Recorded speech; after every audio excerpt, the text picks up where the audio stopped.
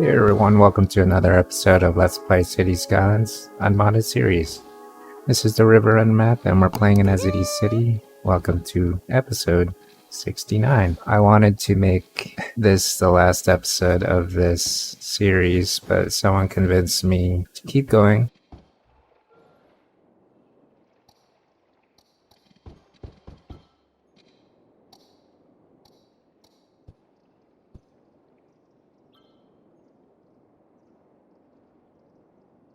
So, and I also wanted to make this an episode that's special, so there's going to be some things involved in here, like the third tile. We're going to concentrate on the third tile and focus on completing the double trumpet interchange because there's no connection to it currently, and I feel like I've spent so much time on the first tile that I kind of neglected it.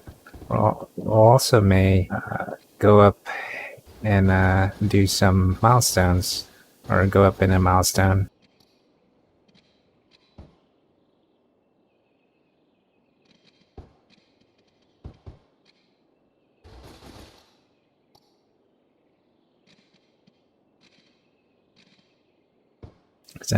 I've noticed it's also been a while since we did that. So right now, as you can see, we're continuing on the third tile. We're going to map out the section where the double trumpet interchange is. So here we have a tower, which I believe when I was thinking about green energy, it seemed like the thing that was one of the most green power sources I could think of. The solar updraft power, even though it uses a bunch of water to cool, I guess the reactor that's inside, not really a reactor, but the power distribution unit needs water for the gases to go up and be released as energy. And then there's solar aspect that stores the energy down there. So I'm repositioning all the different parts so that I could expand.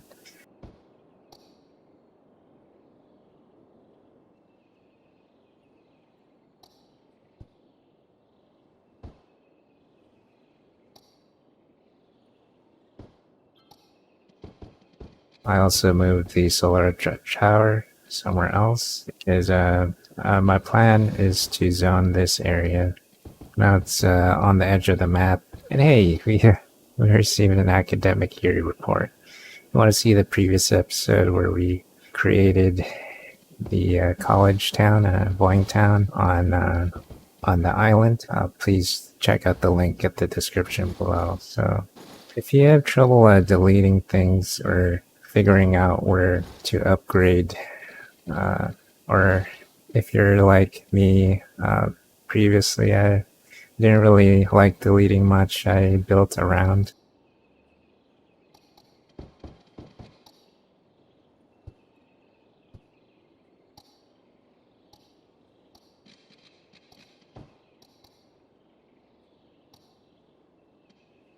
Things that were already set, because I'm a bit of a perfectionist. I don't plot it down right the first time. I try not to touch it, right?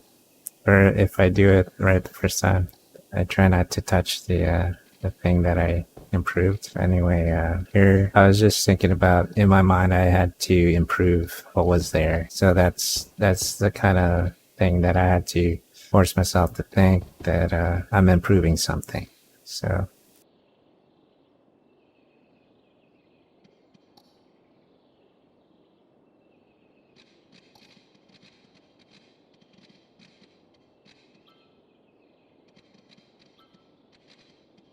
here it's a little close to the end. I realized when I was making the double trumpet interchange that it was kind of large, and I would have trouble figuring out how to go back to all these different on-ramps and off-ramps. I figured out a way to do it with this avenue, which really should be more than an avenue. I'll probably increase it to a 6-lane road, but this is right now it's serving as an arterial road for this highway. So the way that passenger or the people came onto this area was the passenger rail station, which I haven't checked how many people go there now. There wasn't really much on this island except for the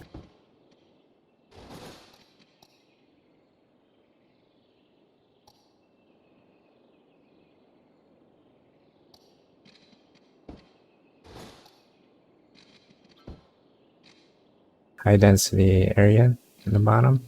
And as I explained earlier, this in the previous episode, this was a high tech area or self sufficient buildings. That's where all the high tech industry is at. Anyway, let me know if you like this design. I was trying to figure out a way to make it easy for cars to get to and from of a to and fro from the second tile down from the third tile to the second tile. So that's the path of the avenue. But it's like they're doing a U-turn in that Y part right there, which is okay, I guess. But eventually it might be a traffic problem. So here I'm doing an on-ramp. I'm trying to keep in mind the direction of the roads. On the avenue, the right-hand side is going one direction and the left-hand side is going the other direction, of course. But coming off of the double trumpet interchange, I want to match that area.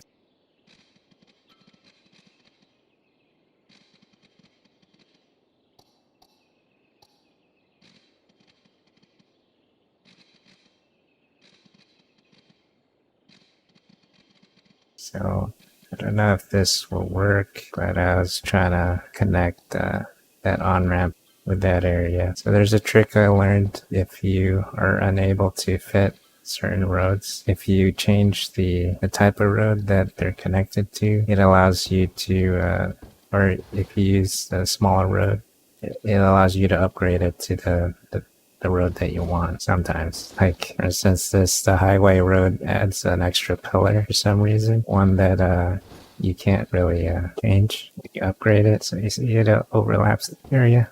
It's easy. So I kind of had to extend this Y bend or this Y on ramp. So far, it looks good.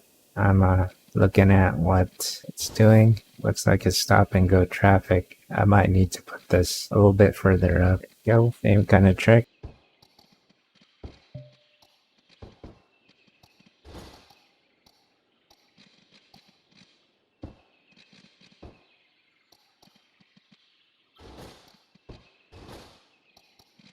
But I didn't want the weird wonky road to show up, so I did it like that. And it looks wonky still. I was wondering why there was a stop sign and a traffic light, but it turns out they're just yield signs. So I was investigating that. Here with the guideline tool, or the guideline thing ticked, I made sure I was at least 3 tiles away from each intersection. I didn't want to have too many intersections going on this avenue as far as road hierarchy.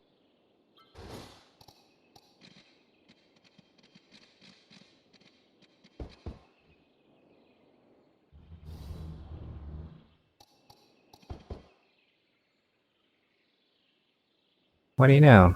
We reached our next milestone. We have a bunch of options. If you didn't get a chance to see, there's stuff for sewage upgrades. So you have the advanced water treatment plants and other things like that. I forget what else is included in this milestone, but it's definitely some stuff we'll explore if as long as it's green, right? Green energy. So here we got an overpass to link the different roads because now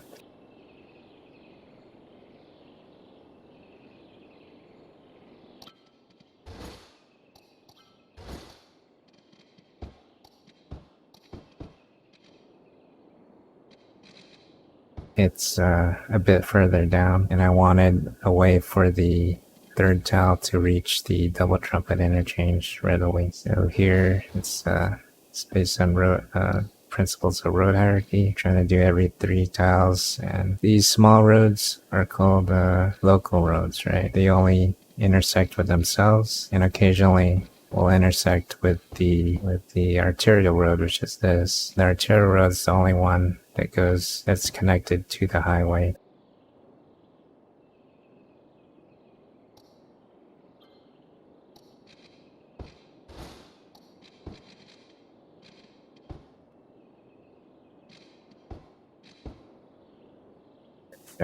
I have with the on-ramps and off-ramps. The college town is pretty much booming. I'm gonna reserve the avenue part of the commercial line, but basically I'm gonna keep that area devoted to the students, even though I don't know if you can lock it down to just the college students. It's probably a policy, or maybe, I don't know how granular it is. Should be good. So here I'm looking at the upgrades that we had from the Milestone.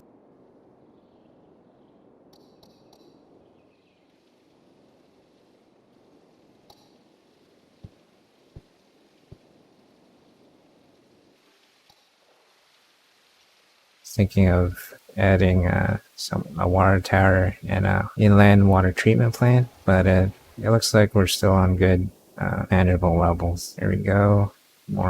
Just more demand for the commercial area. This is the green.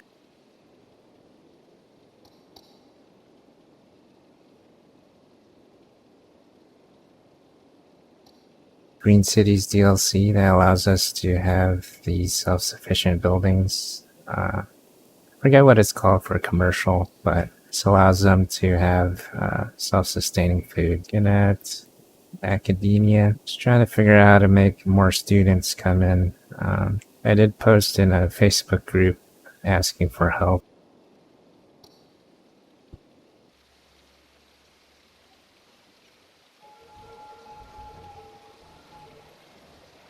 But if you have any suggestions, please feel free to comment below. What's the best way to have college people from the two different towns come down and take advantage of that Boing Island? Anyway, that's all the time that we have. Thank you guys for watching. If you like what you see, please leave a like in this video, and for more content, subscribe, hitting that bell, and I'll see you in 3 days. This is John Nezodam signing out.